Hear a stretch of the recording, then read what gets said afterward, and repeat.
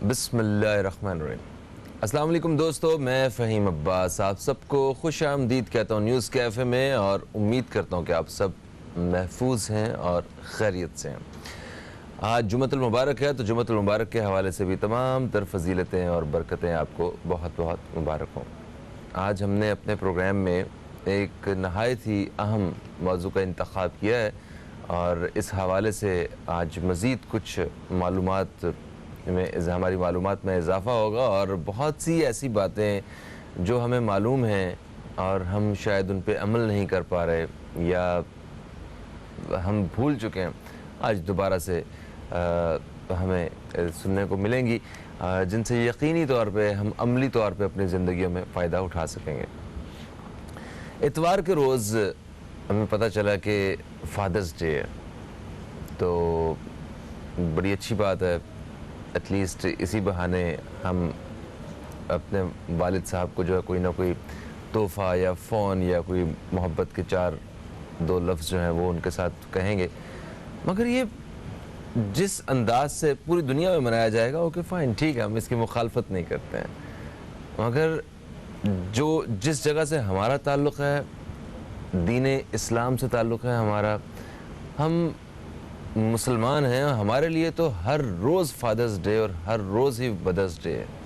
हमें साल में एक दिन की क़ैद नहीं है, हमें तो रोज़ वही सब करना है। और मैं पढ़ रहा था एक जगह पे कि हुकूकुल इबाद में अव्वल दर्जा में वालिदैन के हुकूक आते हैं। तो वालिदैन के बहुत से हुकूक हैं हम पे, हर मर्द और औरत पे वालिदैन के हकूक़ अदा करना दीन इस्लाम की रोशनी में फ़र्ज़ है, और इस फ़र्ज़ को अदा ना करने वाले के लिए कड़ी सज़ाओं के बारे में भी इशारे दिए जाते हैं। मरने के बाद कहते हैं 3 चीज़ें फ़ायदा पहुंचाती हैं: सदका जारिया, फैलाया हुआ इल्म, और सालेह औलाद की दुआए मग़फ़िरत। ये मैं इस हवाले इसलिए इसका ज़िक्र कर रहा हूँ कि आजकल हम जब सोशल मीडिया चेक करते हैं, मैंने ख़ुद देखा है कि मैं जैसे ही फेसबुक कभी दिन में अगर 1-2 दफ़ा चेक करता हूँ, तो उसमें जो सामने से जो पोस्ट्स आ रही होती हैं, जो स्टोरी में जो लोगों की स्टेटसेस आ रहे होते हैं, उसमें किसी को कोरोना वायरस पॉजिटिव आ गया है, किसी के वालिद साहब का इंतकाल हो गया है, किसी के ताया जान का इंतकाल हो गया है, किसी की वालदा का इंतकाल हो गया है। इतनी ख़बरें देखने को मिल रही। ये बुज़ुर्ग हमारे लिए असासा हैं, और हम इसी हवाले से आज बात करेंगे कि हमारे क्या क्या हुकूक हैं और हमारे क्या क्या फ़राइज़ हैं अपने वालिदैन पे। इस हवाले से बात होगी। मेरे साथ एक इस्लामिक स्कॉलर मौजूद हैं, जनाब अल्लामा सज्जाद मदनी साहब। हम आपको खुश आमदीद कहते हैं। अस्सलाम वालेकुम। वालेकुम अस्सलाम व रहमतुल्लाहि व बरकातुहू। कैसी तबीयत है? अल्हम्दुलिल्लाहि रब्बिल आलमीन अला कुल्ली हाल। आप खैरियत से हैं? अल्हम्दुलिल्लाह, आप खैरियत से हैं, महफूज हैं माशाअल्लाह, अजीज़ व अक़ारिब दोस्त अहबाब सारे अल्हम्दुलिल्लाह अल्हम्दुलिल्लाह माशाअल्लाह माशाअल्लाह। इस मौजू के हवाले से क्या कहना चाहेंगे? जिस तरह अच्छा, मेरा ख्याल है आज हम वालिदैन के जो हुकूक हैं, इसके साथ साथ हम वालिदैन के फ़राइज़ के हवाले से भी बात करेंगे, और वो लोग जिनके वालिदैन जो हैं इस दुनिया से रुखसत हो चुके हैं, उनके हवाले से भी बात करेंगे कि वो अब अगर चाहें तो क्या कर सकते हैं, क्योंकि उस वक्त तो वो पास नहीं है, जो एक ख़्याल में जो खिदमत सोचते हैं वो नहीं कर सकते उनकी। बिस्मिल्लाह। बिस्मिल्लाहिर्रहमानिर्रहीम। ये कामयाबियाँ, ये इज़्ज़त, ये नाम तुमसे है, खुदा ने जो भी दिया है मकाम तुमसे है। जहाँ जहाँ है मेरी दुश्मनी सबब मैं हूँ, जहाँ जहाँ है मेरा एहतराम तुमसे है। वाह। फ़हीम भाई, दुनिया में वक्त के साथ तमाम चीज़ें बदलती हैं, ज़िंदगी रवां दवां रहती है, दोस्तियाँ बदलती रहती हैं। जो स्कूल कॉलेज में हमारे कोलीग्स होते हैं, ज़ाहिर सी बात है हम अमली ज़िंदगी में आगे बढ़ते हैं, उनसे राब्ता कम हो जाता है। इसी तरीके से दुनिया का हर रिश्ता वक्त के साथ साथ कमज़ोर पड़ता चला जाता है। आप अमली ज़िंदगी में कहीं जॉब करते हैं, कहीं बिज़नेस करते हैं, डेली आपके मिलने जुलने वाले बदलते रहते हैं, एहसासात बदलते हैं, जज्बात बदलते हैं, ख़यालात बदलते हैं। लेकिन वक्त के साथ साथ एक ऐसा रिश्ता है जो कमज़ोर पड़ने की बजाय और मजबूत होता चला जाता है। اس میں مزید مٹھاس آتی چلی جاتی ہے، مزید خوبصورتی شامل ہوتی چلی جاتی ہے، اور وہ رشتہ ہے اولاد کا والدین سے، والدین کا اپنی اولاد سے۔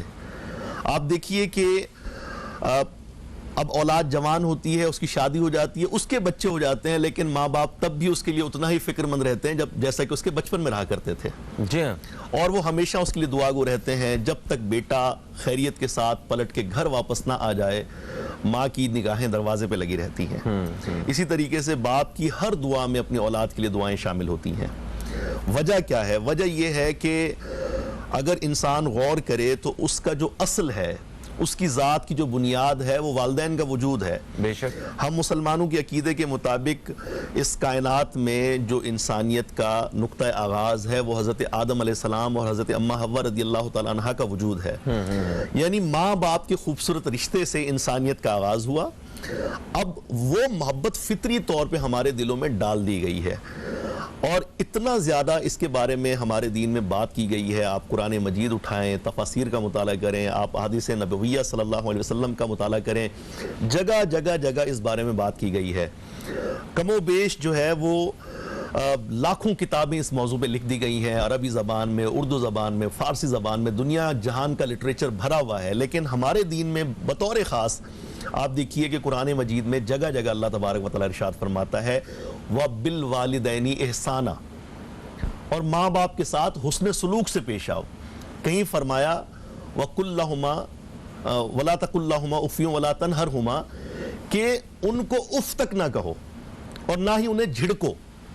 یعنی جب ادنا سے ادنا چیز کے بارے میں منع کر دیا گیا کہ آپ انہیں اف بھی نہیں کہہ سکتے، خفیف سا آنکھ کا اشارہ بھی نہیں کر سکتے، چہرے سے آپ غصے کا یا ناراضگی کا اظہار بھی نہیں کر سکتے کہ کہیں ان کی دل آزاری نہ ہو، تو آپ اس سے آگے پھر کچھ بھی نہیں کر سکتے۔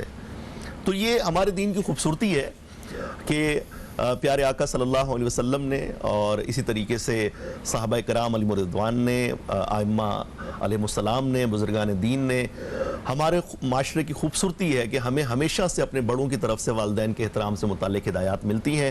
اسی وجہ سے الحمدللہ رب العالمین ہمارے معاشرے میں آج بھی والدین اور اولاد کی محبت کے خوبصورت مظاہر دیکھنے کو ملتے ہیں۔ آج بھی ہمارا خاندان کا ادارہ باقی ہے، ہمارا گھر سلامت ہے، ہمارے گھر میں کہیں نہ کہیں محبتیں اور الحمدللہ رب العالمین دعاؤں کے حصار میں سارے معاملات ہوتے ہیں۔ کیوں؟ کیونکہ والدین کے ساتھ ہمارا تعلق بڑا گہرا ہے۔ بالکل صحیح کہہ رہے ہیں آپ۔ اگر ویسٹ میں دیکھا جائے تو وہاں پہ مطلب ماں باپ کے لیے سہولیات شاید بزرگوں کے لیے شاید زیادہ ہوں، حکومت کی طرف سے ہوں یا ویسے بھی ہوں، مگر ہمارے ہاں ان ساری سہولیات کے نہ ہونے کے باوجود آج بھی ہم بزرگوں کی قدر کرنا جانتے ہیں، اور ہم لاکھ کوشش کریں سارے بہن بھائیوں میں سے کوئی ایک، ساری اولادوں میں سے کوئی ایک بیٹا یا بیٹی وہ مرتے دم تک ان کی خدمت کر رہا ہو، بے شک ایسا ہے نا۔ تو یہ ایک بڑی ایک اچھی چیز ہے، مگر جہاں ہماری بنیادیں دین اسلام پہ ہیں، ایک اکثریت اور ایک اسلامی جمہوریہ پاکستان میں ہم رہتے ہیں، یہاں پہ اولڈ ایج جو ہوم ہے ان کا تصور ہونا یہ کوئی اچھی بات نہیں ہے ہمارے لیے۔ جی بے شک صحیح فرما تو رہے ہیں۔ یہ بڑی دکھ سے بھری ہوئی کہانیاں ہمیں ملتی ہیں جب بھی کبھی ایسا اولڈ ایج ہوم جانے کا اتفاق ہوتا ہے، تو وہاں پہ وہ ان ماں باپ نے، ان بزرگوں نے، آخر کسی نہ کسی کے تو ماں باپ ہیں نا، وہ جی بالکل ایسا، انہوں نے زندگی میں کبھی سوچا بھی نہیں ہوتا ہے کہ وہ اپنی اولاد کے بغیر وہ وقت گزاریں گے، اپنی زندگی کا آخری وقت، سب سے مشکل وقت جو تھا، مطلب وہ بچے ہونے کے باوجود جب بچے کچھ بھی نہیں تھے انہیں تناور درخت بنا دیا، خود وہ ایک کمان کی طرح جو ہے وہ ہو گئے، ایک بزرگ ہو گئے، سوکھی لکڑی کی طرح ہو گئے، اور وہی تناور درخت جو ہے وہ انہیں چھوڑ کے چلا جائے گا۔ تو زندگی میں اس طرح کے لوگوں کے ساتھ مسائب بھی ہوتے ہیں، مگر کیا اس میں بھی والدین کی اپنی کچھ غفلت ہوتی ہے کہ اولاد کی طرف سے جب انہیں ایسا رویہ دیکھنے کو مل رہا ہوتا ہے؟ فہیم بھائی، رسول اللہ صلی اللہ علیہ وسلم کی بارگاہ میں ایک بزرگ حاضر ہوئے، ترمذی شریف کی حدیث پاک ہے۔ اچھا، آ کر پرنم آنکھوں سے، اشکبار آنکھوں سے پیارے آقا صلی اللہ علیہ وسلم کی خدمت میں عرض کرنے لگے کہ یا رسول اللہ، یہ سامنے میرا بیٹا کھڑا ہے، یہ جب چھوٹا تھا تو میں نے اپنی محبت نچھاور کی، اس کا خیال رکھا، اس پہ خرچ کیا، اس کو میں نے اچھی تعلیم دلائی، اس کے آرام کا خیال رکھا، اور یہ میرا فرض تھا, مجھے یہ سب کچھ کرنا تھا, میں نے کوئی احسان نہیں کیا. صحیح. لیکن اب یہ بڑا ہونے کے بعد جب اس کی شادی ہوئی ہے, اس کے بچے ہوئے ہیں, تو یہ اپنا مال مجھ سے چھپانے لگا ہے. مجھ پر خرچ کرنے کے حوالے سے اب اس کی جو ہے وہ پہلے جیسی دلچسپی باقی نہیں رہی. رسول اللہ صلی اللہ علیہ وسلم نے جب یہ سنا تو آپ کی آنکھوں میں آنسو آ گئے. آپ نے اس کے بیٹے کو قریب بلایا اور اس کے سینے پہ ہاتھ مار کے آپ نے ارشاد فرمایا, انتا و مالوکا لی ابی کا, کہ تو اور تیرا مال تیرے باپ کا ہے. آپ دیکھیے کہ ان الفاظ کے اندر کتنی جامعیت ہے. تیرا مال, جی ہاں, انتا و مالوکا لی ابی کا, کہ یاد رکھ کہ تو اور تیرا مال تیرے باپ کی ملکیت ہے. اللہ اکبر. تیری ذات کے اوپر, تیرے مال کے اوپر, تیری جائیداد کے اوپر, تیرے ملک میں جو جو ایک ایک چیز ہے اس سب پر تیرے باپ کا حق ہے, اور تمہیں اس کا خیال رکھنا ہے. ایک اور مقام پر ارشاد فرمایا کہ تمہارا باپ جنت کا دروازہ ہے, چاہو تو اس کو مضبوطی سے پکڑ لو, چاہو تو اسے چھوڑ دو. بالعموم قرآن پاک میں, احادیث مبارکہ میں دونوں کے حوالے سے, ماں باپ دونوں کے حوالے سے ہمیں ملتا ہے. لیکن آپ دیکھیے کہ بدقسمتی ہے اولڈ ایجز ہوم کا ہونا ہمارے ملک میں. وجہ کیا ہوتی ہے؟ وجہ یہ ہے کہ ہم جو دین سے دور ہوتے چلے جا رہے ہیں, دینی تعلیمات سے ہمارا تعلق کمزور پڑتا چلا جا رہا ہے, تو ہمیں والدین کے حقوق کا ادراک ہی نہیں ہے. جب ایک چیز کے بارے میں پتہ ہی نہیں ہے, آگہی نہیں ہے, شعور نہیں ہے, ہمیں اس کی اہمیت کا اندازہ نہیں ہے, تو آپ سوچئے کہ لوگ اس کی قدر و منزلت سے کیسے جو ہے نا وہ اس کی طرف توجہ کریں. ہمارے ہاں کہیں یہ جوائنٹ فیملی سسٹم کا آہستہ آہستہ ختم ہو جانا بھی تو اس کی وجہ نہیں ہے؟ ایک چھوٹا سا وقفہ لے لیتے ہیں, جی بالکل, اس کے بعد واپس آتے ہیں تو پھر ذرا اس حوالے سے بات کرتے ہیں کہ آخر وہ یہ جو والدین کی اہمیت اور ان کے جو حقوق ہیں اس حوالے سے اہمیت کیوں ختم ہوتی جا رہی ہے. ہم کیا نئی جنریشن میں مطلب یہ چیزیں ہمیں ایسا کیوں لگتا ہے کہ کم ہوتی جا رہی ہیں؟ اس بارے میں بات کریں گے. آپ دوستوں کی رائے بھی شامل کی جائے گی, کالز شامل کی جائیں گی. کہیں مت جائیے, اب تک دیکھتے رہیے نیوز کیفے, دیکھتے رہیے.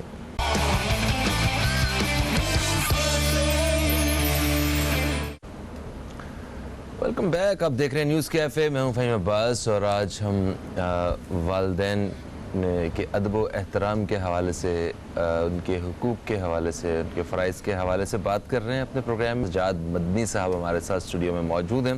اچھا, وقفے سے پہلے ہم بات کر رہے تھے کہ آہستہ آہستہ وہ جو اہمیت ہے ان کے والدین کے جو ادب و احترام کی, وہ ہماری نظر میں مطلب نئی ہر آنے والی جنریشن میں وہ تھوڑی کم ہوتی جا رہی ہے. جی, ہم نے یہ دیکھا کہ جو پرانے ہمارے بزرگ ہیں وہ جب اپنے والدین کے حوالے سے بتاتے ہیں کہ ہمارے والد صاحب گھر میں آتے تھے تو ہمارے منہ سے آواز بھی نہیں نکلتی تھی, اس طرح زبان گم ہو جاتی تھی. اور اسی طرح اور بھی مثالیں. تو آہستہ آہستہ آہستہ آہستہ وہ تھوڑا مختلف ہوتا جا رہا ہے. جو ہماری ایک تہذیب و تمدن میں جو ہم چیزیں دیکھتے آئے ہیں والدین کے ساتھ, وہ تھوڑی سی مختلف ہیں اس وقت.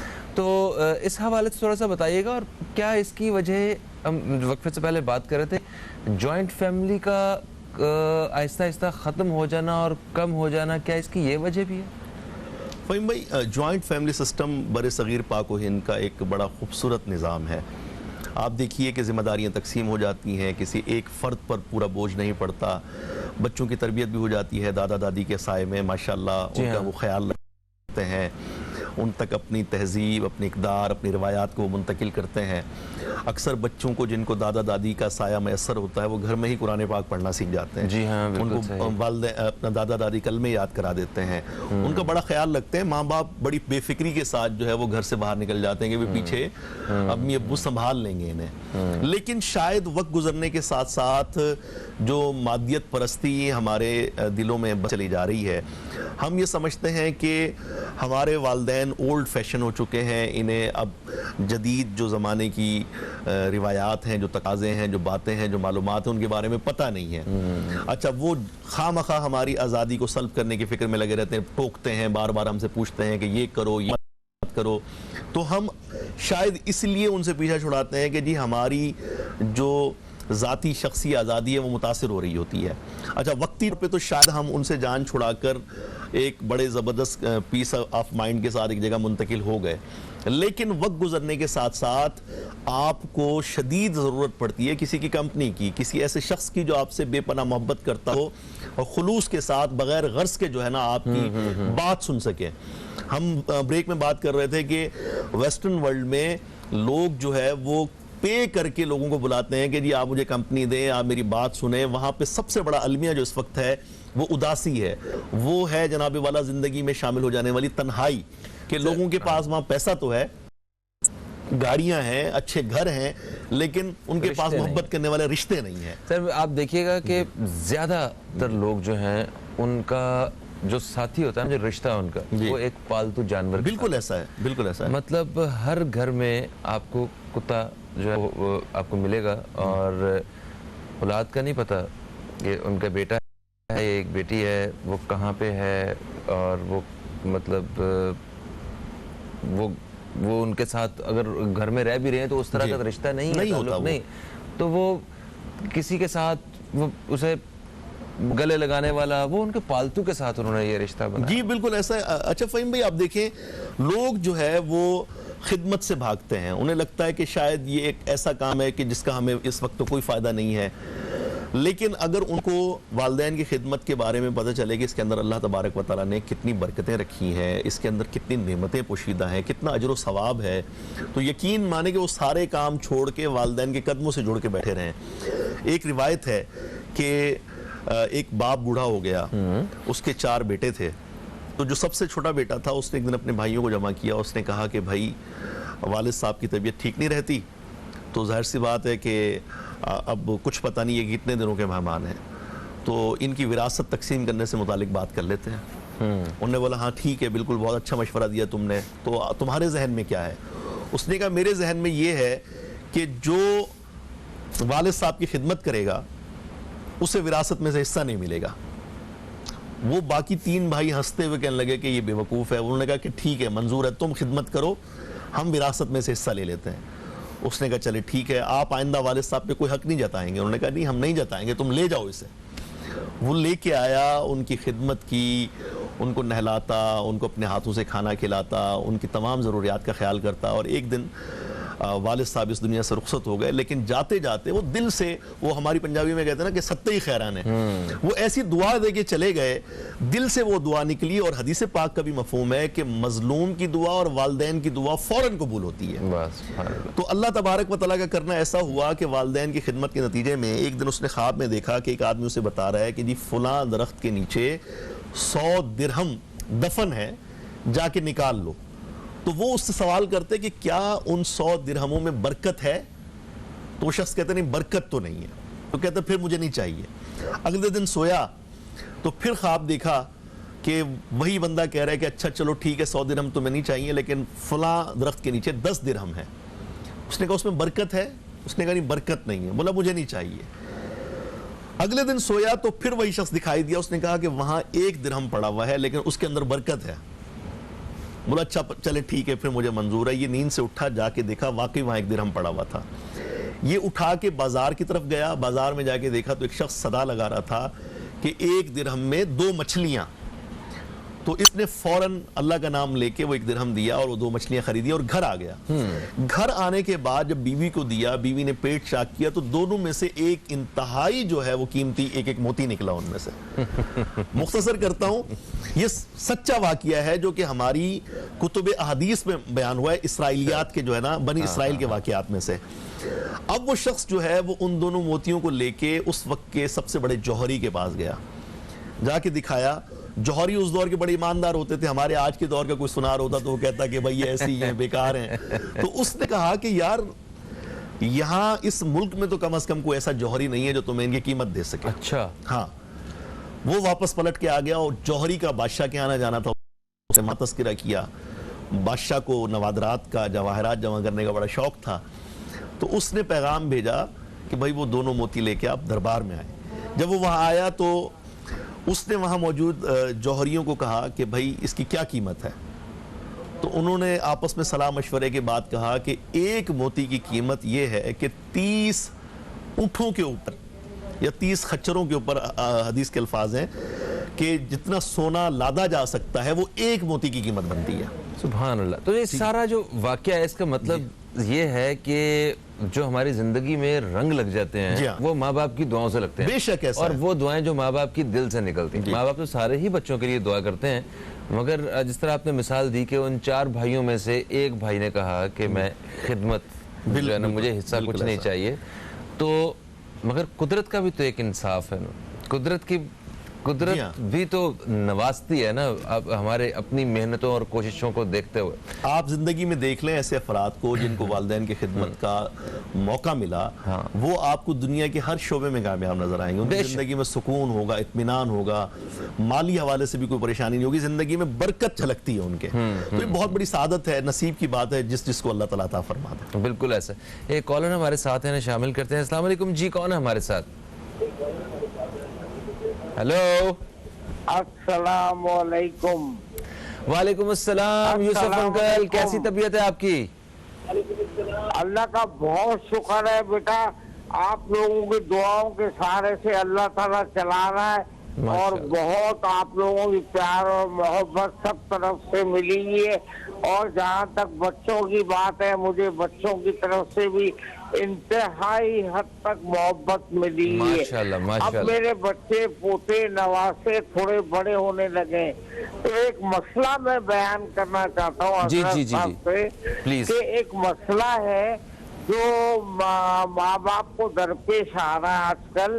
وہ یہ ہے کہ وہ مسجد میں جاتے ہیں، جب ایک مسجد میں جاتے ہیں تو کچھ اور بیان ہوتا ہے، جب دوسری مسجد میں جاتے ہیں کچھ اور بیان ہوتا ہے. اچھا، یہاں تک کہ آج کل ٹی وی کے اوپر ہر چیز کو حدیث بنا کے پیش کر دیا جاتا ہے. کوئی بھی چیز بیچنی ہے اس کو حدیث بنا کے بیچ دیا جاتا ہے. تو یہ ساری چیزوں میں مل کے ہم اپنے آپ جو نواسا پوتا پوتی ہیں ان کو ہم کس طرح تربیت کریں کہ بیٹا کون صحیح ہے. وہ کہتا نانا دادا آپ بتاؤ ہمیں صحیح کون ہے. تو اس کے بارے میں بھی کچھ بتائیں تاکہ لوگوں کی رہنمائی ہو. بہت شکریہ. جی بالکل بتاتے ہیں. یوسف انکل، ایک چیز مجھے بھی آپ سے پوچھنی ہے. ہیلو جی یوسف انکل. جی جی آپ لائن پہ ہمارے ساتھ؟ اچھا یوسف انکل، دیکھیں آپ نے کہا کہ آپ کو جی آپ نے کہا کہ بچوں کی طرف سے آپ کو محبت ملی ہے، بڑی حد تک محبت ملی ہے، اور بڑی خدمت انہوں نے کی ہے، سارے کرتے ہیں. مجھے بتائیے کہ جب بچوں کی جی میں آپ سے سوال کرنا چاہ رہا ہوں، آپ سے پوچھنا چاہ رہا ہوں آپ کی زندگی کے تجربے کے حوالے سے. بچے محبت کرتے ہیں، خدمت کرتے ہیں، مگر جب بچوں کی شادیاں ہو جاتی ہیں تو کچھ تھوڑا سا مختلف ہوتا ہے معاملہ. بس اللہ کی قدرت دیکھیں، اللہ کی شان دیکھیں کہ مجھے ایسی بہویں ملی ہے کہ بیٹیوں سے بڑھ کے ایک بیٹی ہے میری صرف، اور 3 بہویں ہیں، لیکن وہ بیٹیوں سے بڑھ کر ہیں اور کوئی فرق نہیں ہے، اور اتنی خدمت کرتی ہیں، اتنا خیال کرتی ہیں جس سے کوئی انتہا نہیں ہے. تو آپ اس سب کا کریڈٹ کہیں کیا آپ کو اپنے والدین کی خدمت کرنے کی سعادت حاصل ہوئی؟ اللہ کا شکر ہے، اللہ کا شکر ہے، اللہ کا شکر ہے کہ میرے والد کے 9 بچے تھے، اس میں سب سے لاڈلا میں تھا. لاڈلا اس وجہ سے نہیں کہ میں کوئی اچھا یا اعلیٰ درجے کا تھا، بلکہ اس وجہ سے کہ میں جو ہے وہ کبھی ان کے سامنے میں نے نہ نہیں کہی. انہوں نے جو کچھ کہا میں نے کہا ٹھیک ہے، چاہے بعد میں ان کو بیٹھ کے سمجھا دیا یا میں نے سمجھ لیا جو میں نہیں سمجھ سکا. اور ہمارے والدین کی تربیت دیہاتی تھی لیکن بہت ہی اعلیٰ تعلیم یافتہ سے بڑھ کر. جی بہت شکریہ یوسف انکل. یہ ویسے میں نے کہ بزرگ ہیں، انہوں نے اپنی زندگی کا تجربہ ہے تو ان سے کچھ پوچھا جائے تو بہت اچھا ہے ماشاءاللہ. مجھے لگ رہا تھا کہ وہ انہوں نے خود بھی اپنے والدین کی خدمت کی ہوئی ہے اگر وہ اپنی اولاد سے خوش ہیں. تو اس حوالے سے آپ کیا خیالات رکھتے ہیں؟ انہوں نے بھی کوئی سوال کیا ہے وہ بھی. جی وہ فکر مند تھے کہ بچوں کو جب ہم لے کے جاتے ہیں تو ہمیں ہر جگہ مختلف باتیں سننے کو ملتی ہیں. دیکھیں اس پہ پریشان نہیں ہونا چاہیے. یہ ڈائیورسٹی، یہ تنوع، یہ رائے کا اختلاف، یہ ہمارے معاشرے کا حسن ہے. نبی کریم صلی اللہ علیہ وسلم اور اللہ تک پہنچنے کے مختلف راستے ہیں، ٹھیک ہے. جو اللہ رسول کا نام لیتا ہے، جو کلمہ گو ہے، وہ بالآخر ہمیں اللہ اور اس کے حبیب صلی اللہ علیہ وسلم تک ہی لے کے جاتا ہے. تو بس اوقات ہمیں وہ کہتے ہیں گلاب کو آپ گلاب کہیں، روز کہیں، اسے پھول کہیں، لیکن اس کی خوشبو تو ایک ہی ہے. تو اسی طرح اگر آپ کو مختلف مسالک کی مساجد میں دین کی مختلف تعبیر سننے کو ملتی ہے تو یہ بس اوقات لوگوں کی آسانی کے لیے ہوتا ہے. مختلف مائنڈ سیٹ کے لوگ ہوتے ہیں. کلم الناس علی قدر عقولہم، ایک ہی حدیث کی مختلف تشریحات ہوتی ہیں، ایک ہی آیت کی مختلف جو ہے وہ تفاسیر ہوتی ہیں، وہ بیان کیا جاتا ہے. آپ اپنے علاقے کے کسی بھی مستند عالم دین کے پاس بچوں کو لے کے جائیں، مسجد کے ساتھ بچوں کا رشتہ جوڑیں، مضبوط کریں، اس بات سے نہ گھبرائیں. باقی یہ کہ جب وہ بڑے ہوں گے تو ذاتی مطالعے سے اور اپنی فکر سے، اپنی عقل سے وہ صحیح اور غلط کی خود پہچان کر لیں گے. اچھا فہیم بھائی، دیکھیں بات ہم کر رہے ہیں آج والدین کے حقوق پہ، اس پہ تو گھنٹوں کلام کیا جائے تب بھی یہ موضوع ختم نہیں ہو سکتا. آپ دیکھیے کہ قرآن مجید میں جہاں پہ انسان کو دعا کی تعلیم دی گئی، جہاں پہ اس کو کہا گیا کہ دعا کی کتنی اہمیت ہے، ربنا اغفر لی ولوالدی، کہ اے اللہ میری مغفرت فرما اور میرے والدین کی مغفرت فرما. یعنی انسان کی ذات کے فوراً بعد اس کے ماں باپ کا بیان ہے. تو یہ ایک بہت بڑی سعادت کی بات ہے کہ انسان اپنی زندگی میں ماں باپ کی خدمت بھی کرے، اس کے ساتھ ساتھ اپنی دعاؤں میں ان کا نام شامل رکھے. ٹھیک ہے. اچھا یہ بھی پروگرام کا، کیونکہ اس حصے کا یہ آخری کچھ منٹس ہیں ہمارے پاس، جی تو ہم ذرا اس طرف بات کرتے ہیں کہ جو لوگ، جو مرد و عورت جی اپنے والدین کے جو حقوق ہیں وہ ادا نہیں کرتے ہیں، ٹھیک ہے، ان کو دنیا میں مطلب کس قسم کے معاملات کا سامنا کرنا پڑتا ہے؟ دیکھیے اللہ اس کے پیارے حبیب صلی اللہ علیہ وسلم کے بتائے ہوئے احکامات پر عمل کرنے میں دنیا اور آخرت دونوں کی بھلائی پوشیدہ ہے. بے شک بے شک. جب آپ کوئی بھی خیر کا کام کرتے ہیں تو اس کی برکت سے آپ کی زندگی کے لیے بہت سی چیزیں آسان کر دی جاتی ہیں. اب دیکھیں ہم کرونا وائرس کے دور سے گزر رہے ہیں، لاکھوں کروڑوں لوگ بے روزگار ہو گئے ہیں، بہت سے کاروبار بند ہو گئے ہیں، پوری انڈسٹریز بند ہو گئی ہیں. ایویشن انڈسٹری دیکھیں، ٹریول اینڈ ٹورزم انڈسٹری دیکھیں، ریسٹورنٹ دیکھیں، شادی ہال دیکھیں. لیکن اس دوران آپ مشاہدہ کریں گے کہ جن لوگوں نے والدین کے ساتھ حسن سلوک کیا، اللہ تبارک و تعالیٰ نے ان کے لیے غیب سے کوئی نہ کوئی رزق کا راستہ بنا دیا ہے. تو ماں باپ کی خدمت جو ہے وہ اگر آپ اس نیت سے بھی کرتے ہیں کہ اس کی برکت سے آپ کی زندگی آسان ہو جائے تو بھی میرے خیال میں اس میں کوئی مذائقہ نہیں ہے. خاص طور پہ میں، کیونکہ دن ایسے ہیں، دیکھیں آپ احتیاط کریں گے، آپ کے گھر پہ اگر والدین ہیں. میں کل بھی ایک سوئم میں گیا ہوا تھا، جنازے میں گیا ہوا تھا فہیم بھائی. لوگ احتیاط نہیں کر رہے، ملنے جلنے میں احتیاط نہیں کر رہے. وہ سمجھ رہے ہیں کہ ہم صحت مند ہیں، ہمیں کوئی سمٹمز شو نہیں ہو رہا ہے. ہو سکتا ہے کہ آپ کیریئر بن کے گھر میں جائیں اور آپ کے والدین اس سے متاثر ہوں. بہت سی خبریں آ رہی ہیں قریبی دوستوں کے والدین انتقال کر رہے ہیں. تو اگر آپ والدین سے سچی محبت کرتے ہیں، اپنے بچوں کے لیے آپ کوئی کیئر کرتے ہیں، ان کا خیال رکھتے ہیں، تو بہت ذرا احتیاط کریں. میں یہی میسج دینا چاہوں گا کہ گھر جب داخل ہوں سب سے پہلے آپ ہاتھ دھوئیں، اس کے بعد جا کے والدین کے ساتھ آپ بیٹھیں، ان کی خدمت کریں، انہیں اکیلے کمرے میں کھانسنے کے لیے تنہا نہ چھوڑیں، ان کی خدمت کر کے جنت کمائیں. اسی میں انشاءاللہ تبارک و تعالیٰ دنیا اور آخرت کی بھلائی ہے. بالکل صحیح ہوگا. ابھی آخری سوال میں آپ سے کروں گا، وہ یہ ہے کہ جن لوگوں کے والدین انہیں چھوڑ کے جا چکے ہیں، جی ٹھیک ہے، اللہ کو پیارے ہو گئے، جن کے ساتھ آج والدین نہیں ہیں، اور وہ یہ ساری بات ہماری سن رہے ہیں، اور یہ فادرز ڈے کے حوالے سے بھی وہ چیزیں ان کے سامنے نظروں سے گزر رہی ہوں گی، تو انہیں وہ کمی محسوس ہو رہی ہوگی. بے شک. تو ہمیں سب سے پہلے تو اللہ تعالیٰ کی نعمت کا شکر ادا کرنا چاہیے. ایک حدیث بھی ہے کہ ماں باپ سے بے پرواہی برتنا خدا کی ناشکری ہے. بے شک. تو ہم اللہ تعالیٰ کی نعمت کا شکر ادا کرتے ہیں. تو جن لوگوں کے والدین نہیں ہیں وہ ان کے لیے کس طرح وہ کیا عمل کریں کہ ان کو والدین کی خدمت جتنا جو ہے اجر ملے اس کا؟ فہیم بھائی آپ دیکھیں کہ جس انسان کے والدین کا سایہ اس کے سر سے رخصت ہو جاتا ہے، اس سے ان کے رخصت ہونے کے بعد احساس ہوتا ہے کہ ان کے ہونے سے اس کی زندگی میں کتنی آسانیاں تھیں. ایک چھاؤں کا احساس ہوتا تھا، ایک گھنی چھاؤں کا، شفقت کا، محبت کا ہر وقت احساس ہوتا تھا. وہ گھر سے نکلتا تھا، اسے پتہ ہوتا تھا کہ میرے والدین میرے لیے دعا کرنے کے لیے موجود ہیں. وہ زندگی کی مشکلات میں سے ہنس کے گزر جاتا تھا. لیکن والدین کے جانے کے بعد انٹرنلی اندرونی فیلنگز اس کو بتاتی ہیں کہ میں تنہا ہو چکا ہوں.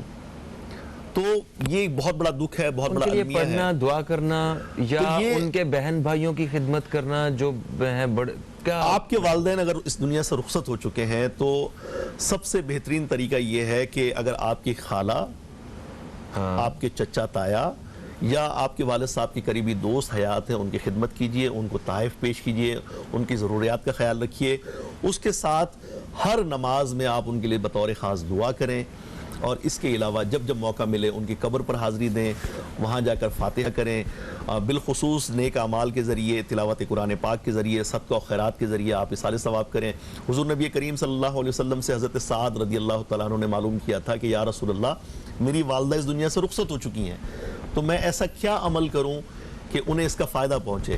تو آپ صلی اللہ علیہ وسلم نے انہیں فرمایا کہ تمہیں ایک کنواں کھدوا کر ان کے نام پہ کر دینا چاہیے.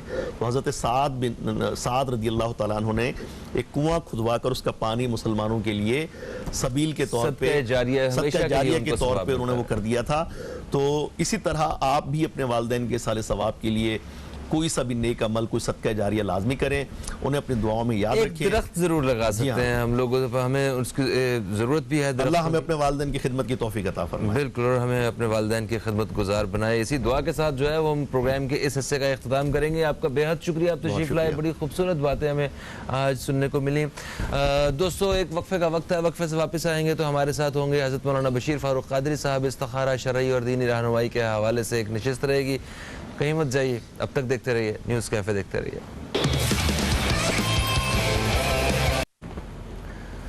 بسم اللہ الرحمن الرحیم. ایک وقفے کے بعد آپ کو پھر سے ہم خوش آمدید کہتے ہیں, اور جمعے کے روز پروگرام کے دوسرے حصے میں ہمارے ساتھ موجود ہوتے ہیں جناب حضرت مولانا بشیر فاروق قادری صاحب, جو کہ سیلانی ویلفیئر انٹرنیشنل ٹرسٹ کے چیئرمین ہیں اور ایک مقبول اسلامک اسکالر بھی ہیں.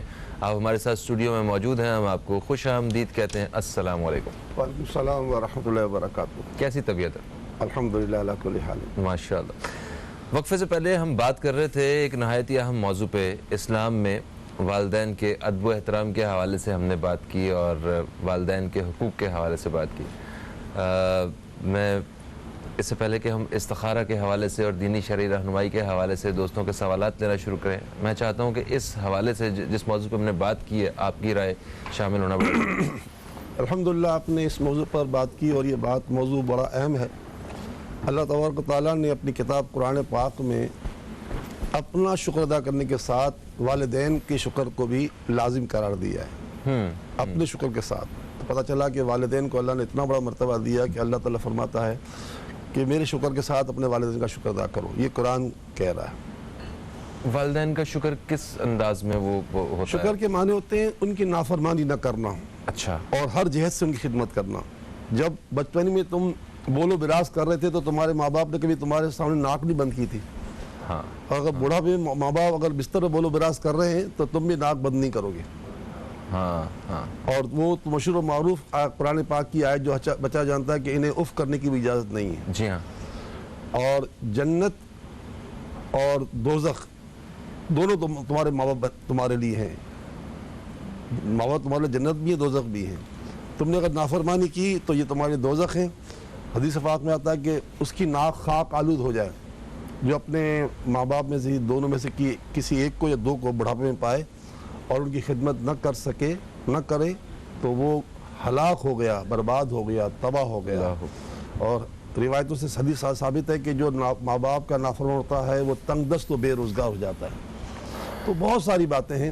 اللہ تعالیٰ ہمیں اپنے ماں باپ کو کی قدر کرنے کی توفیق عطا فرمائے. جن کے ماں باپ ہاتھ سے نکل گئے, جیسے میرے ماں باپ نہیں ہیں, اور خدا نہ خواستہ اگر میں اپنے ماں باپ کا نافرمان رہا ہوں زندگی میں, اللہ نہ کرے ایسا ہو, تو اب بھی مجھے موقع دیا ہے میرے رب نے رسول پاک صلی اللہ علیہ وسلم کے ذریعے کہ میں ان کی قبر پر ہر جمعے جاؤں اور ان کے لیے دعائے مغفرت کروں. اگر مجھے سورہ یاسین پڑھنا آتی ہے تو سورہ یاسین پڑھوں, ورنہ کم از کم سورہ اخلاص 11 مرتبہ پڑھوں, 11 بار سورہ اخلاص پڑھوں, اور ماں باپ کی مغفرت کی دعا کروں, اس قبرستان والے کی مغفرت کی دعا کروں, اور پوری مغفرت دعا کروں. تو اللہ تعالیٰ قیامت کے دن مجھے جو ہے انشاءاللہ اس حال اٹھائے گا کہ میرے ماں باپ مجھ سے راضی ہو چکے ہوں گے, اور ماں باپ راضی ہو چکے ہوں گے تو انشاءاللہ مجھے جنت کا مستحق ٹھہرا دیا جائے گا انشاءاللہ۔ انشاءاللہ اچھا دیکھیں یہ اخبار والدین کی حیات جو ہے، اگر ہم والدین ہمارے زندہ ہیں تو یہ کتنی بڑی نعمت ہے، ایک شارٹلی مختصراً اس حوالے سے بھی بتائیے۔ دیکھیں والدین کو اللہ تعالیٰ نے جو اتنا مرتبہ دیا نا، اس کی وجہ یہ ہے کہ جس طرح اللہ تعالیٰ اپنے بندے سے مخلص ہے، اللہ تعالیٰ کو ہم سے تو کوئی غرض نہیں ہے نا، تو اسی طرح والدین کو بھی جو ہے نا فی نفسی اولاد سے نا بے انتہا اخلاص ہوتا ہے، اتنا اخلاص ہوتا ہے کہ بس وہ اگر خدا نہ خواستہ گولی آ رہی ہوگی نا تو پہلے مجھے لگ جائے، جس میرے بچوں کو نہ لگے۔ ہمارے سلیم قادری صاحب تھے، سنی تحریک کے قائد تھے، جمعے کی نماز پڑھانے کے لیے گھر سے نکلے تو راستے میں ایک مطلب یعنی کہ راستے میں جو بریک آتے ہیں اس پہ وہ دہشت کھڑے تھے، گولی تان کر، جیسے ہی گاڑی وہاں پر مطلب پہنچی تو انہوں نے فائر کھول دیا، وہ ان کے دونوں بچے ساتھ، انہوں نے دونوں بچوں کو دبا دیا، خود تو شہید ہو گئے، بچے دونوں بچ گئے اور بھی ساتھ ہی بچ گیا۔ تو باپ اتنا ہوتا ہے کہ اس کو پتا ہے گولی چل رہی ہے نا تو وہ خود نہیں جھکا ہے، اس بچے کو جھکا دیا۔ بچے ماشاءاللہ آج دونوں حیات ہیں، آج بچے شادی شدہ ہو گئے دونوں ماشاءاللہ۔ میں صرف ایک جملہ اس کے بعد جو ہے آگے بڑھتے ہیں کہ اس پوری دنیا میں ان 7.25 ارب لوگ یہاں بستے ہیں، یہاں پہ سوائے ایک ذات کے ایسی کوئی ذات نہیں ملتی جو یہ چاہے کہ یہ انسان مجھ سے آگے اور مجھ سے زیادہ کامیاب ہو جائے، وہ صرف باپ کی ذات۔ ماشاءاللہ۔ لاک ڈاؤن کے حوالے سے بات کرتے ہیں۔ پورے پاکستان میں مختلف شہروں میں پارشلی لاک ڈاؤن کیا گیا ہے، سمارٹ لاک ڈاؤن کی طرف آئے۔ کراچی میں بھی بہت سارے جو یونین کونسلز ہیں ان کو تھوڑی سختی کی گئی ہے اور لاک ڈاؤن کیا گیا ہے، سمارٹ لاک ڈاؤن۔ تو اس حوالے سے کیا اخبار اپنے پاس رکھا ہے اس لیے تاکہ کچھ بات ثبوت والی ہو جائے۔ 43 جو ہے نا کونسلز، جو یونین کونسلز ہیں نا، وہاں پر آج ہمارے یہاں لاک ڈاؤن کا اناؤنس ہوا ہے۔ سب سے پہلے تو میرا نقصان دیکھیں کہ میرا ادارہ سیلانی ویلفیئر جہاں سے ابھی میں آ رہا ہوں، بہادر آباد سے، اس ادارے میں آج تقریباً 40% لوگ کم آئے، یعنی وہ لوگ جو غریب، مسکین، محتاج، لاوارث، بیوہ، جن کی بچیوں کی شادی کا مسئلہ ہے، علاج کا مسئلہ ہے، بھوک کا مسئلہ ہے، افلاس کا مسئلہ ہے، نوکریوں کا مسئلہ ہے، الیکٹرک کے بل کا، گیس کے بل کا، گھر کے کرایوں کا، بچوں کے دیگر معاملات کا، بچوں کے دودھ کا، وہ بیچارے آج جو اتنے کم آئے، کیونکہ ہم صبح ناشتہ کرواتے ہیں نا، تو کل ہمارے ناشتے میں تقریباً 350 افراد فیضیاب ہوئے تھے، آج 250 ہوئے۔ اچھا، پورا 100 آدمی کم ہو گیا۔ ایک نقصان یہ۔ دوسرا نقصان یہ دیکھا میں نے کہ کیونکہ میں نے ریاست سے بات کی تھی کہ آپ لاک ڈاؤن نہ کریں، لیکن ریاست کے جو چیئرمین ہیں وہ بلاول صاحب ہیں اس صوبے کے۔ میں بلاول صاحب سے کہوں گا مہربانی کر کے ہاتھ جوڑ درخواست کرتا ہوں، خدا را آپ ہم سے ملیں۔ دیکھیں ابھی میں بہادر آباد سے آ رہا ہوں، بہادر آباد کی دکانیں کھلی ہوئی ہیں اور طارق روڈ ایسا ہو گیا کہ نو گو ایریا بن گیا ہے۔ تو اسی طرح ایم اے جناح روڈ، کیونکہ میری اپنی شاپ جو ہے نا 2 شاپ سے ایم اے جناح روڈ سے متصل ہیں، جو میرے ایک تو میرا ملازم چلاتا ہے اور ایک میرا بیٹے کی شاپ ہے۔ ٹھیک ہے، تو ہوگا یہ کہ اگر مجھے اپنی شاپ پر جانا ہے تو میں ہیلی کاپٹر سے تو نہیں جاؤں گا نا۔ صحیح بات ہے۔ تو ایم اے جناح روڈ کو اگر آپ کر دو گے لاک ڈاؤن، تو ایم اے جناح روڈ جو ہے نا وہ ہمارے کراچی شہر کی جو شہر ہے، اس کے ساتھ جوڑیا بازار ہے جو سب سے بڑی گروسری کی مارکیٹ ہے، اس کے ساتھ سب سے بڑی جو ہے نا مطلب کہ میڈیکل مارکیٹ ہے، کچی گلی نمبر 1 2 3، اس کے ساتھ مطلب دیگر اور اس کی شاخیں دائیں بائیں۔ تو خدا اور رسول ہمیں عقل دے، میں اگر بلاول صاحب ہوتے تو میں ان کے پاؤں پکڑ لیتا، اس لیے کہ ان کا پاؤں اس لیے پکڑتا کہ میرے صوبے کا مسئلہ ہے، آپ لاہور کی نقل نہ کریں۔ دیکھو میرے پاس اخبار موجود سامنے، وزیر اعظم کا کیا کہتے ہیں، کاروبار کھلا رہنا چاہیے مگر ایس او پیز کے ساتھ۔ اب وزیر اعظم یہ کہہ رہے کاروبار کھلا رہنا چاہیے، تو وزیر اعظم صاحب عمران خان صاحب، جب سپریم کورٹ نے یہ آپ کو اختیار دیا ہے کہ آپ وفاق جو ہے صوبوں کو اپنی بات منوا سکتے ہیں، تو جناب اعلیٰ میں آپ سے عمران خان صاحب ہاتھ جوڑ کے عرض کرتا ہوں، خدا رسول آپ کو مزید عقل بھی دے، سمجھ دے، آپ ہمارے صوبہ سندھ کو کہیں کہ وہ اس طرح لاک ڈاؤن نہ کریں، ہم تباہ و برباد ہو چکے ہیں۔ طارق روڈ پر ایک دکان کا کرایہ 5-5 لاکھ روپے ہے، 8-8 لاکھ دکان کا کرایہ ہے، اور ویسے ہی ہم 2 مہینے تباہ ہو چکے۔ ابھی جو ہے نا شادیاں اگرچہ آفیشلی نہیں ہو رہی، مطلب وہ ہال میں نہیں ہو رہی، کہ شادیاں ہو رہی ہیں، شادی تو کریں لوگ، تو اس کے لیے خریداری کے لیے طارق روڈ ایک بہت بڑا ذریعہ ہے، ان کا کاروبار چلتا ہے۔ اور یقین کرو میرے پاس ایک صاحب ہے، ان کی دکان کے اخراجات تھے 7 لاکھ روپے، انہوں نے کہا میں اب دکان کو بند کر رہا ہوں. دکان کرایہ کی تھی تو دکان بند ہو گئی, سارے ملازم فارغ ہو گئے. تو ایسا نہ کریں, اگر آج پہلا دن تھا تو کر لیا. آپ سے میں درخواست کرتا ہوں, چیمبر آف کامرس, فیڈریشنز اور ہماری جتنی تاجر جو ہے مطلب ان کے تنظیمیں, ان سے خدا رسول آپ کو عقل دے. بلاول صاحب ہمیں موقع دیں, ہم آپ کا آتے ہیں, ہم آپ کے پاؤں پکڑتے ہیں. آپ ہم سے پوچھیں کہ کہاں لاک ڈاؤن کیا جائے جس سے کاروبار متاثر نہ ہو, ہم آپ کو بتائیں گے کاروبار کیسے متاثر نہ ہو. اور لیکن ایسا نہ فالو کریں, کروانا مقصد ہے نا. دیکھیں ایسا نہ کریں, یہ بہت بڑا ظلم ہو جائے گا, یہ بہت بڑا ظلم ہو جائے گا. اچھا یہ کہتے ہیں نا اتنے آدمی, دیکھو آج لکھا ہے اتنے 118 افراد, ابھی تک 3000 آدمی کے آس پاس لوگوں کی جانیں گئی ہیں, ٹھیک ہے, 1,60,000 افراد متاثر ہوئے ہیں. لیکن یہ کیوں نہیں بتاتے 60,000 افراد تو فارغ بھی ہو چکے ہیں نا, ہاں ریکور ہو گئے. جو وہ ہمارے ملک میں اموات کا ریشو 2% سے زیادہ نہیں ہو سکتا. تو آپ ذرا سوچو کہ آپ کی دوسری بیماریاں اس سے کئی زیادہ گناہ اموات ہو رہی ہیں اس کی, تو آپ اس کے لیے بھی سوچیں. لیکن اس طرح نہ کریں, خدا رسول ہماری مدد فرمائے. تباہ و برباد ہو چکے ہیں, ہمارے لاکھوں کاروبار بند ہو چکے ہیں, اور اب مزید آپ کیا کرنا چاہتے ہیں. اچھا آپ جو بلاول صاحب آپ نے مشورہ کیا ہوگا اپنی تنظیم اپنے انتظامیہ سے, یعنی بیوروکریسی سے. ہم بھی تو آخر انسان ہیں, ہم بھی تو اس شہر کے ذمہ دار ہیں.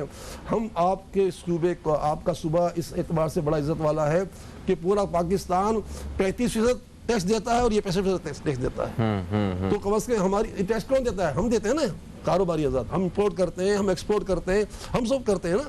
تو خدا ہمیں عقل دے, آپ ہم سے مشورہ کریں. اچھا وزیر اعلیٰ صاحب کو ہم جائیں گے نا, بیچارے میری بات مان لیں گے, جیسے میں نے ریاست کو بتائی مان لی. لیکن اصل میں وزیر اعلیٰ صاحب بھی ماتحت ہیں چیئرمین صاحب کے. چیئرمین کون ہے؟ بلاول صاحب ہے. اچھا اچھا اچھا. تو جس دن بلاول صاحب اگر ہمارے ساتھ بیٹھیں گے نا تو انشاءاللہ وہ اس حقیقت کو مان لیں گے. اور بلاول صاحب سے درخواست کرتا ہوں وہ ہمیں ٹائم دیں, اور عمران خان سے درخواست کرتا ہوں کہ جو اختیار سپریم کورٹ نے دیا اس کو استعمال کریں, اور صوبوں میں اس انداز کا لاک ڈاؤن مت کرائیں کہ مزید ہمارے جو سب سے پہلا نقصان تو میرے ادارے کا ہوا ہے. ابھی صبح ہمارا صبح ناشتہ کل 350 آدمی نے کموبیش کیا تھا, آج 250 کیا. تو بلاول زرداری صاحب سے ملاقات کرنے کی کوشش کی ہے آپ نے؟ کس سے؟ بلاول زرداری صاحب سے. دیکھیں یار ملاقات میں کیا کہوں, چھوڑو یار, جو کام کی بات کرو وہ کرنی ہے. ٹھیک ہے, ایک کالر ہمارے ساتھ ہے, شامل کرتے ہیں. السلام علیکم جی, کون ہے ہمارے ساتھ؟ السلام علیکم جی, کون ہے ہمارے ساتھ؟ جی میں حمیرہ بول رہی ہوں. السلام علیکم. وعلیکم السلام. حمیرہ, کہاں سے کال کیا آپ نے؟ جی میں کراچی سے بول رہی ہوں. کراچی سے بات کر رہی ہیں, کیا سوال ہے آپ کا؟ جی مولانا صاحب کو بھی السلام علیکم. وعلیکم السلام. جی آپ کا سلام پہنچ مجھے گیا. بات کرنی تھی. میرے شوہر کا کاروبار کافی دنوں سے, کافی سالوں سے میرے شوہر کا کاروبار نہیں ہے. یعنی کہ ہوتا ہے پھر جیسے رک جاتا ہے, پھر ہوتا ہے, پھر قرضے میں چلے جاتے ہیں ہم لوگ نا. تو میرے بیٹے کا انتقال بھی ہو گیا ہے, 20 سال کا تھا. تو اس کو یہ بتایا تھا اثرات تھے, تو اثرات نہیں ہوا تھا. ہم پہلے دبئی میں رہتے تھے, دبئی سے آئے ہوئے ہمیں 12 سال ہو گئے یہاں پر, لیکن اس کے باوجود بھی ہے نا کاروبار کا مسئلہ نہیں حل ہو رہا. ٹھیک ہو گیا, ہم آپ کے نا استخارہ کروا کے اور جو بھی اشارہ ہوگا وہ آپ کو بتا دیا جائے گا. بہت شکریہ سر. تھوڑا سا وقت ہے, میں اس بریک پہ جانے میں چاہتا ہوں ایک تھوڑی سی آپ سے پوچھا جائے. سیلانی آپ نے کہا نا بلاول صاحب سے ملاقات, دیکھیں ان کو بھی چاہیے کہ وہ خود بلائیں ہمیں, یعنی تاجروں کو بلائیں. آپ نے لاک ڈاؤن کر کے ہماری گردن دبا دی, اور ہمیں مطلب کہ جیتے جی مارنے والا عمل کر لیا. ہمیں بلائیں تو صحیح, کوئی ہم نہیں چاہتے ہماری کوئی وقت ہے, لیکن ہم شہری تو ہیں. ہاں اچھا آپ کچھ کہہ رہے تھے. آپ میں کہہ رہا تھا کہ جس طرح سارے میں نے بہت سے ادارے ایسے دیکھے ہیں جو بند ہوئے ہیں. میرے جاننے والوں کے سیلونز تھے وہ بند ہو گئے, انہوں نے چھوڑ دیے. ریسٹورنٹس تھے وہ انہوں نے چھوڑ دیے کہ بھئی ہم افورڈ نہیں کر پا رہے. اب ان کا اوڑھنا بچھوڑنا صرف یہی کاروبار ہی تھے, ختم ہو گئے. ہر کاروبار پہ مشکل وقت آیا ہے. آپ خود ایک فلاحی ادارہ چلا رہے ہیں, کہ آپ پہ بھی مشکل وقت آیا ہوگا. کیا ملازمین کی تنخواہوں وغیرہ کے حوالے سے میں کچھ جاننا چاہتا ہوں کہ وہ آپ نے وقت پہ خود دے رہے ہیں, سب کوئی ڈاؤن سائزنگ کی آپ نے؟ نہیں الحمدللہ ثم الحمدللہ, ہمارے پاس ایسا کوئی سلسلہ نہیں ہوا, اور انشاءاللہ ہوگا بھی نہیں.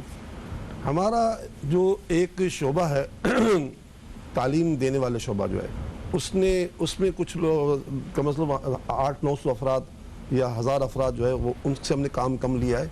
ورنہ یہ 4000 کے آس پاس کا ہمارا عملہ ہے نا, سب سے کام لیا ہے ہم نے. اچھا, کام لیا ہے, اور باقاعدہ ہم نے اللہ کی رحمت سے جو ہم نے اناؤنس کیا تھا کہ ہم 12 لاکھ راشن بانٹیں گے، تو 12 لاکھ تک نہیں پہنچا گیا، کیونکہ 7 سے 8 تک پہنچ گیا راشن تک، لیکن ہم نے کھانا تقریباً جو نا ان دنوں میں تقریباً 80-90 لاکھ آدمی کھانا پکایا، ماشاءاللہ 80-90 لاکھ آدمی۔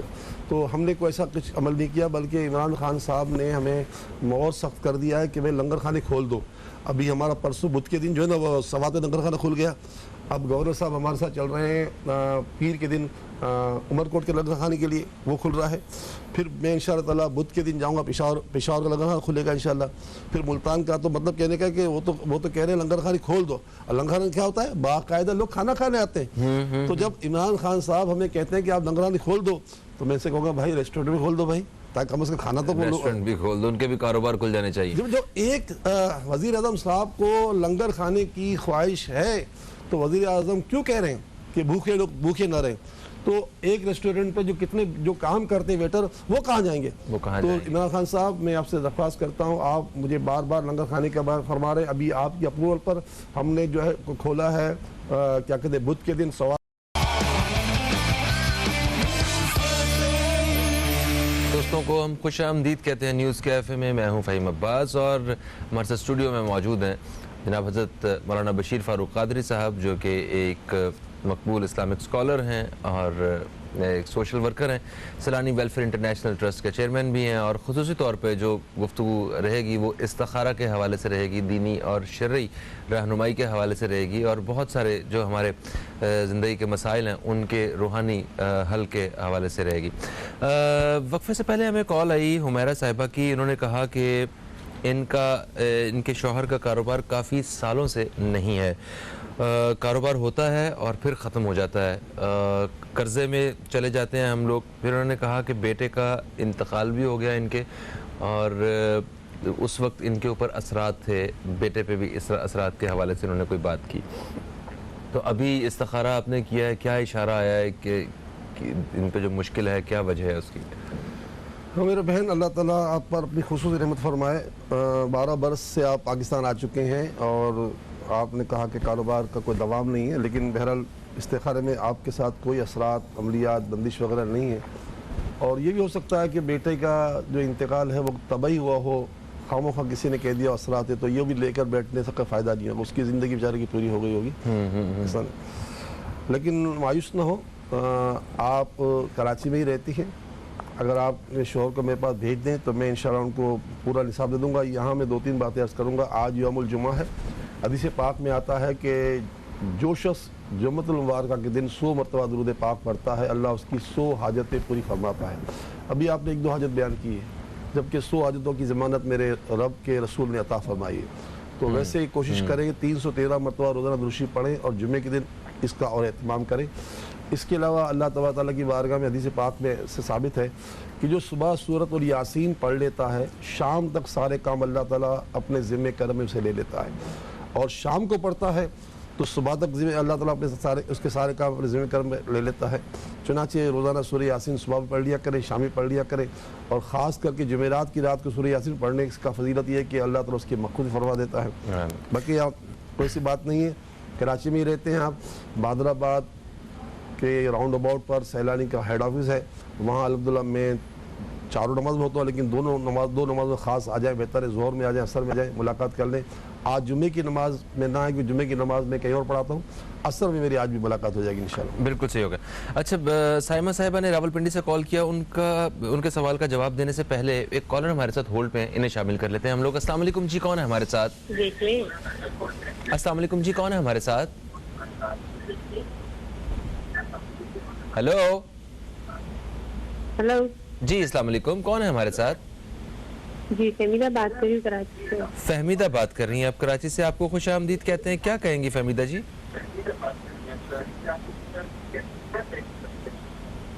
سر، ہمارے جو ہے نا بیماری گھر میں زیادہ ہے، اور جو ہے کچھ نہ کچھ ہوتا رہتا ہے گھر میں۔ ایک لمحے کے لیے آپ ٹی وی کا والیوم کم کیجئے، اور اپنی ٹیم سے بھی درخواست کروں گا کہ یہاں سے بھی والیوم بڑھا دیجئے، ہمیں بھی آواز کم ہی آ رہی ہے خاتون کی۔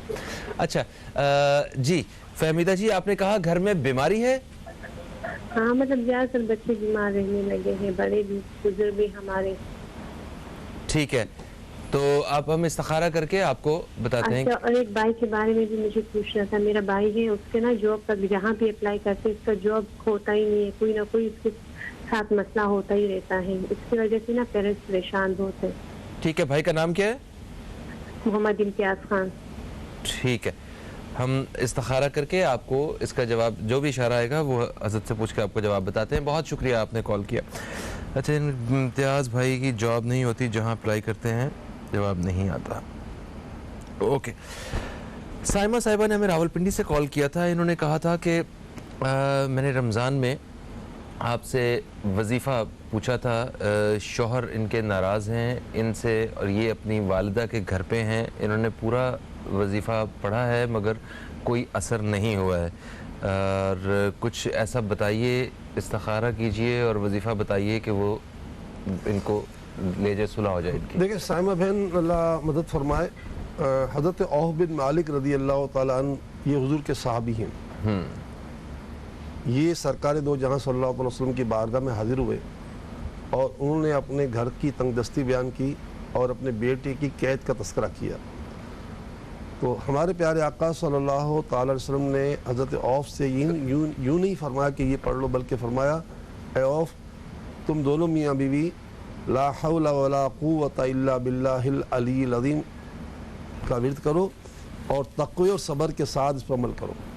پتہ چلا کہ وظیفے کے اندر صبر بھی کرنا پڑتا ہے اور تقوی سے معنی بچنا. کوئی بھی نافرمانی جو ہے نا اس سے بچنے کا نام تقوی ہے. تو ہم اللہ تعالیٰ کی بارگاہ سے امید کرتے ہیں کہ انشاءاللہ جو ہم پڑھ رہے ہیں اس کا اللہ میں صلہ عطا فرمائے گا. بہن آپ نے رمضان میں پڑھا، رمضان کا بڑا مہینہ مکرم تھا، مقدس تھا. یہ مکرم مہینہ ہے شوال مکرم، اس کی بھی آج مطلب 27 تاریخ ہے. تو آپ اس کو جاری رکھیں. جو رسول اللہ صلی اللہ علیہ وسلم نے بتایا وظیفے کی قبولیت کا ذریعہ وہ یہی تھا کہ آپ یہ پڑھو لا حول ولا قوت الا باللہ العلی العظیم، صبر و تقوی کے ساتھ. حالانکہ صحابہ تمام کے تمام صابر ہیں اور تمام کے تمام متقی ہیں، لیکن آپ نے صحابہ کو کہہ کر قیامت تک کے لیے مرد و عورتوں کا پیغام دے دیا کہ ہمیں صبر کے ساتھ و تقوی کے ساتھ اگر وظیفہ پڑھیں گے تو اس کے نتائج جلدی آ جائیں گے. انشاءاللہ جاری رکھیے وظیفہ جو پڑھ رہی ہے وہ جاری رکھیے. بالکل صحیح ہو گیا. ایک وقفے کا وقت ہے اور وقفے سے واپس آتے ہیں تو فہمیدہ صاحبہ کا سوال ہمارے پاس موجود ہے اور باقی سوالات ہم دوران وقفہ آپ دوستوں کے شامل کریں گے. کہیں مت جائیے، اب تک دیکھتے رہیے نیوز کیفے، دیکھتے رہیے.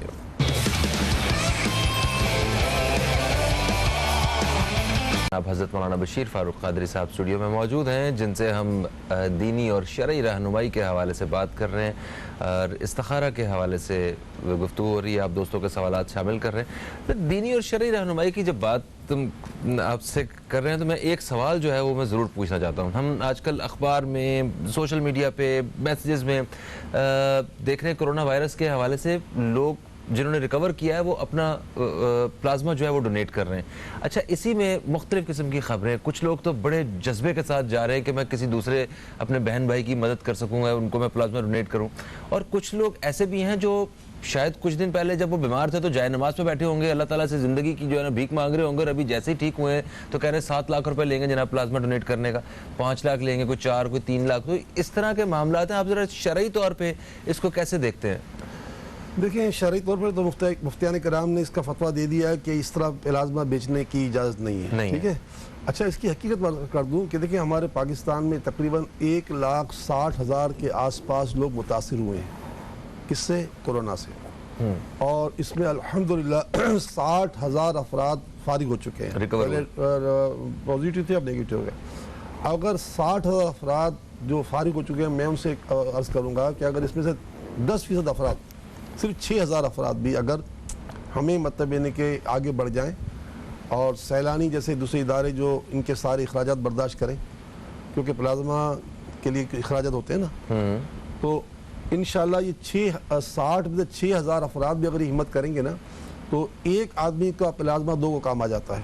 اس وقت ہم اگر 1,60,000 میں سے 60,000 فارغ ہو گئے، لاکھ میں سے اس وقت صرف جو ہے کل جو ہے نا 6,000 لوگ تکلیف میں زیادہ ہیں. یعنی اس وقت 94,000 آدمی نارمل ہیں. کورونا تو ہے کہ نارمل ہے، جن کو کمپلیکیشنز ہیں، جن لوگوں کو نارمل ہے، بخار ہے، یہ گھر میں ہی ہے. 6,000 اس میں تکلیف میں، جس میں ہو سکتا ہے 3,000 رینٹ پر ہوں. اوکے. اب اگر یہ 6,000 افراد یعنی 60,000 کے میں سے 10% اگر دیتے تھے پلازما، تو یہ 6,000 افراد کا پلازما اگر ہمارے پاس ہوگا تو یہ ہمیں 12,000 افراد کام آئے گا، جبکہ ہمارے پاس وقت صرف 3,000 آدمی کی ہے۔ تو یہ 9,000 افراد اگر خدا نخواستہ یہ بیماری اور بڑھتی ہے تو ہمارے پاس یہ ریزرو رہے گا۔ تو برائے مہربانی یہ بڑا عظیم عمل ہے کہ آپ کسی کی جان بچائیں۔ کسی ایک انسان کی جان بچانا پوری انسانی جان بچانے کے برابر قرآن کی آیت کا خلاصہ ہے، یہ کوئی روایت نہیں ہے، یہ قرآن ہے۔ تو میں ان تمام کورونا کے مریضوں سے عرض کروں گا جو فارغ ہو چکے ہیں وہ برائے مہربانی پلازما دیں۔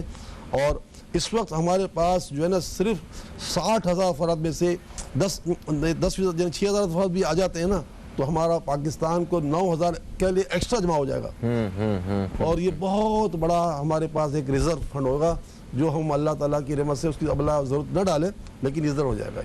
بالکل صحیح ہے، ایک بڑی اچھی بات ہے کہ ہم صرف پیسے سے ہی کسی کی مدد نہیں کر سکتے، اللہ تعالیٰ نے ہمیں اور بھی بہت سارے ہمیں راستے دیے ہوتے ہیں دوسرے کی مدد کرنے کے لیے۔ اور کبھی کبھی تو پتہ ہے ایک میں اتنی خوبصورت بات سن رہا تھا وہ شیئر کرتے ہیں، کبھی کبھی صرف ایک نمبر کسی دوسرے شخص کو بھیج دینا یہ بھی بہت بڑی مدد ہوتی ہے کہ اس سے بھی اگلے بندے کا کام ہو جاتا ہے۔ آپ کو کسی کے گھر جا کے کوئی سامان اٹھا کے نہیں جا کے دینا پڑتا مگر آپ کام کر دیتے ہیں، کسی کے کام آ جاتے ہیں۔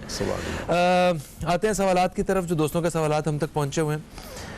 ہم نے سائمہ صاحبہ کا سوال جو ہے وقفے سے پہلے شامل کیا، اور فہمیدہ صاحبہ کا سوال ہمارے پاس موجود ہے۔ انہوں نے کہا کہ ان کے گھر میں بیماری ہے، سارے ہی لوگ جو ہیں وہ بیمار ہیں، ذرا استخارہ کر کے بتائیں کہ کیا وجہ ہے۔ اور پھر دوسرا سوال انہوں نے کیا، ان کے بھائی ہیں امتیاز، ان کی جاب نہیں ہوتی، جہاں بھی اپلائی کرتے ہیں کوئی خاص جواب نہیں آتا۔ تو یہ دو سوال ہیں ان کے۔ جاب کے لیے ثواب کی نیت سے اذان فجر کے بعد سبحان اللہ و بحمدہ سبحان اللہ العظیم استغفر اللہ یہ 100 مرتبہ ضرور پڑھ لیں، حدیث پاک سے ثابت ہے۔ صبح فجر کی اذان، نماز کے بعد نہیں، فجر کی اذان کے بعد 100 مرتبہ سبحان اللہ و بحمدہ سبحان اللہ العظیم استغفر اللہ یہ ورد کر لیں، اللہ تعالیٰ اتنا دے گا کہ سنبھالا نہیں جائے گا انشاءاللہ۔ انشاءاللہ۔ اور گھر والوں کی بیماری کے پیچھے ایسی کوئی بات نہیں ہے، اگر سارے گھر والے بیمار ہیں تو ڈر ہوتا ہے سب کو کورونا ہو گیا، ایسا کچھ بھی نہیں ہے الحمدللہ۔ آپ گھر کا ایک فرد بھی سورہ فاتحہ 7 مرتبہ پڑھ لے گھر میں، اور پھر اس پانی کی بوتل پر دم کریں، اور پورا گھر والے وہ پورے دن پانی پیتے رہیں، اور ہر نماز بعد سورہ فاتحہ پڑھیں 7 مرتبہ، انشاءاللہ ساری بیماری بھاگ جائے گی، کہ خود ہمارے پیارے آقا فرماتے ہیں سورہ فاتحہ تمام بیماریوں کی شفا، یہ حضور فرما رہے ہیں صلی اللہ علیہ وسلم۔ اچھا، پھر اس کے بعد ہمیں کال آئی ساجدہ صاحبہ کی، میں سے شہر نہیں میں پوچھ سکا کہاں سے کال کیا انہوں نے کہا کہ اتنے دن سے سب گھر والے بیمار ہیں، ان کے بھی بیماری کا ہی یہ مسئلہ ہے۔ ہو یہ رہا کہ ایک بیمار تو سب بیمار ہو جاتا ہے، اللہ خیر۔ جی ہاں جی۔ دیکھیں آپ کا بھی استخارے میں ایسی کوئی بات نہیں، کوئی کورونا وغیرہ کچھ نہیں، اللہ خیر کرے، اور بہرحال ہے کہ آپ احتیاطی تدابیر کریں۔ یعنی یہ میں نے کوئی لیب نہیں کھولی استخارے کے ذریعے، کوئی کہ یار یہ تو بڑا عجیب مولانا ہے کہ یہاں سے منع کر رہے ہیں، بھائی میرا کوئی دعویٰ نہیں ہے، نہ کبھی ہمارا استخارہ قطعی ہوتا ہے، یہ تو ظنی ہوتے ہیں اور مشورہ ہے، آگے آپ بالکل آپ پریش ورک کرائیں، لیکن بہرحال اللہ کی رحمت سے گھبرانے کی بات نہیں ہے۔ وہی جو میں نے اس سے پہلے کال جواب دیا تھا وہ آپ کو دوں گا کہ 7 مرتبہ سورہ فاتحہ پڑھ کر ہر نماز میں ایک گھر کا فرد بھی پڑھ لے، اور پانی پی کی بوتل دم کرے، پورے گھر والے پانی پئیں، اور 5 نمازیں عمل کریں۔ اور آج جمعے کا دن ہے، عصر سے لے کے مغرب تک ہر حاجت کے لیے، چھوٹی ہو یا بڑی حاجت ہو، یہ اس میں اعظم ہے، یا اللہ یا رحمان و یا رحیم، یا اللہ یا رحمان و یا رحیم، یا اللہ یا رحمان و یا رحیم پڑھتے رہیں۔ عورتیں گھر میں اور مرد مسجد میں عصر کی نماز پڑھنے جائے تو مغرب کی نماز تک نفلی اعتکاف کی نیت سے بیٹھیں۔ جب مغرب وقت قریب آئے تو اللہ کی بارگاہ میں اپنے گناہوں سے توبہ کریں اور حاجت پیش کریں، انشاءاللہ لازمی بڑے سے بڑی حاجت پوری ہو جائے گی اس وظیفے کی برکت سے۔ یا اللہ یا رحمان و یا رحیم، عصر سے مغرب عورتیں گھر میں نفلی اعتکاف کریں اور مرد جو ہے وہ مسجد پہ جا کر۔ بالکل صحیح۔ پھر ایک سوال آیا ہمیں، سائرہ صاحبہ نے اسلام آباد سے سوال کیا، انہوں نے کہا کہ استخارہ کرنا ہے، کیا ان کے لیے یونیورسٹی میں داخلہ بہتر ہے؟ نمبر 1۔ دوسرا انہوں نے کہا کہ وہ کالج میں اکنامکس اور سائیکالوجی میں کس کا انتخاب کریں؟ یونیورسٹی کے داخلے کے تو استخارے میں اجازت نہیں آ رہی، اچھا، البتہ اکنامکس کی اجازت آ رہی ہے، اچھا کالج اکنامکس، کسی کالج میں یا آن لائن جو بھی ہو. ہاں صحیح ہے، وہ جس طرح جو آپ کے پاس سہولیات ہوں اکنامکس میں آپ اپنی تعلیم کو جاری رکھ سکتی ہیں.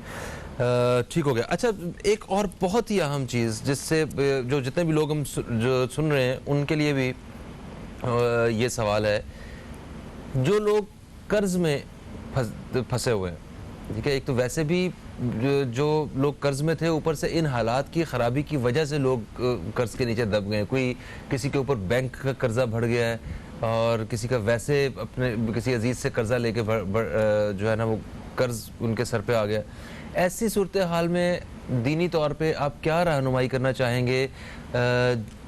پھر اسی کے ساتھ ایک اور بھی آپ نے پہلو شامل کرنا ہے کہ وہ لوگ جنہوں نے لوگوں سے قرض واپس لینا ہے اور لوگ نہیں دے پا رہے، حالات ایسے ہیں، تو یہ اس صورتحال پہ دیکھیں ایک بات یاد رکھیے گا، اگر فہیم صاحب میں نے آپ سے 1 لاکھ روپے قرض لیا تو آپ 1 لاکھ قرض تو مجھے دے رہے ہوتے ہیں، لیکن 1 لاکھ میری مدد نہیں کر سکتے، ہے نا. اب حدیث پاک ثابت ہے کہ جس نے قرض دیا تو قرض دینے کا ثواب جو ہے نا صدقے سے بڑھ کر ہے. اچھا قرض کا ثواب صدقے سے بڑھ کر ہے. اچھا صدقہ ہے نا، اگر آپ نے صدقہ دیا چاہے وہ کھجور دی تو شر کے 70 دروازے بند ہو جائیں گے. یعنی 70 آدمی بندوق لے کے کھڑے ہوئے ہیں نا آپ کے لیے، اور آپ آج ایک روٹی دے کے گھر سے نکلے ہو کسی فقیر کو تو 70 کی گولی چلے گی ہی نہیں. یہ کنفرم بات کر رہا ہوں، یہ حدیث پاک کا نور ہے. اور صدقے کا قرض کا جو ثواب ہے وہ صدقے سے بڑھ کر ہے. اچھا پھر کیا ہوتا ہے، قرض میں نے آپ سے لیا کہ بھائی میں آپ کو جون کی 28 تاریخ کو پیسے دے دوں گا، تو اب یہ کہ 28 تاریخ آ گئی، تب تک تو آپ کو صدقے کا ثواب مل رہا تھا، صدقے کا ثواب مل رہا تھا. اب کیا ہوا 28 تاریخ کو میں نے کہا یار اس میں تو آپ پیسے نہیں ہو سک رہے، تو بھائی میں تم کو اگست کی 28 تاریخ کو دوں گا. تو جو 1 مہینہ ایکسٹرا جو آپ نے دیا نا، اب روزانہ آپ کو 1 لاکھ روپے اللہ کی راہ میں صدقہ کرنے کا ثواب ایکسٹرا ملے گا، روز کا 1 لاکھ روپے. اچھا اچھا اچھا تو سبحان جو اللہ. قرض خواہ ہے نا وہ بڑے خوش نصیب ہیں، وہ اپنے قرض داروں کو مہلت دیں. جتنی مہلت دیں گے، ہر دن کسی نے 1 لاکھ روپے قرضہ دیا، کسی نے 1000 دیا، کسی نے 10 لاکھ دیا ہوا ہے، وہ روزانہ 10 لاکھ روپے صدقہ نہیں کر سکتے تھے، لیکن روزانہ ان کو 10 لاکھ کا ثواب ملتا رہے گا.